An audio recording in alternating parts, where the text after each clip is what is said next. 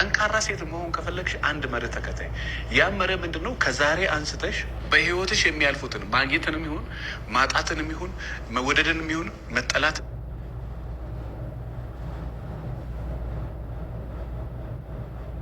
የሚሆን ክፉ ምንም ይሁን መናቅንም ይሁን እያንዳንዱን ነገር እየተጋፈጥሽ ከሄድሽ ለእያንዳንዱ ኔጌቲቭ ነገሮች ቀና መልስ የመለስሽ ከሄድሽ ከዛሬ ዓመት ከዛሬ 2 ዓመት ከዛሬ 3 ዓመት ከዛሬ 10 ዓመትም በኋላ አሸናፊ አንቺ ነሽ። በነገራችን ላይ ዛሬ ላይ ጎንበስ ያሉ ሰዎች ነገ ቀና የሚሉ ሰዎች ናቸው። ዛሬ የዘሩ ሰዎች ነገ የሚያጭዱ ሰዎች ናቸው። ከሴትም ዛሬ መከዳቱን የምትቋቋም ሴት፣ ዛሬም ሞኝ መስላ የምትኖር ሴት ነገ የከተማ ቁጥር 1 የምትባል ብልጥ ወይ ደግሞ ብልህ የምትባል ሴት ነች። ዛሬ ጎንበስ ብሎ የሚኖሩ ሰዎች ነገ ቀና ብሎ አደባባይ ላይ የሚታዩ ሰዎች ናቸው።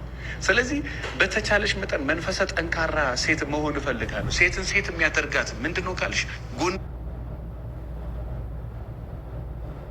ብላ ከታች አንስቶ ከሙያ አንጻር ከኢኮኖሚ አንጻር ከጸጉር አንጻር ከአለባበስ አንጻር ከጤና አንጻር የራሷን የቆዳ ውበት ከመጠበቅ አንጻር እያንዳንዱ ነገሮቿን የምትመራበት መንገዶች ላይ የሆነ ያለ ነገር ራሷን መቃኘት ራሷን መስራት የተቃኘ የሙዚቃ መሳሪያ ጥሩ ድምፅ እንደሚያሰማው ሁሉ ራሷን በመንፈሳዊ ሕይወት መቃኘት ራሷን በኢኮኖሚ በሶሻል ላይፍ በሜሬጅ እንዲሁ ደግሞ በገንዘብ እንዲሁ ደግሞ በዓላማ እንዲሁ ደግሞ በጤና በእያንዳንዷ ነገር ራሷን አፍርሳ የሰራች ሴት በየቀኑ ከእያንዳንዱ ነገር የሆነ ልምድ ለማግኘት የምትጥር ሴት ራሷን በራሷ የምታስተምር እኔ ምን ሴት ትገርመኛለች መሰላችሁ? አንድ ሙስሊም ከስተመር አለች እና ባለቤቷ ውጭ ሀገር ነው የሚሆነው አገባትና 1 6 ወር 7 ወር አጠገቧ ቆይቶ ከዛ ወደ ውጭ ሀገር ሄደ።